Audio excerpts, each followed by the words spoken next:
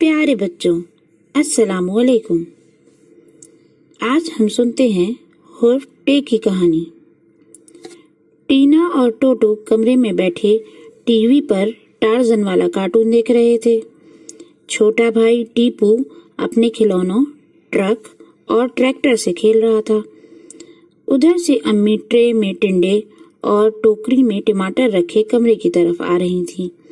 इतने में लाइट चली गई।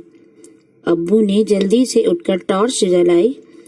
हल्की रोशनी में टोटो को एक टिड्डा नजर आ गया और वो चीखते हुए इधर उधर भागने लगा और भागते भागते टीपू के खिलौनों से टकराकर नीचे गिर पड़ा और उसकी टोपी दूर जा गिरी।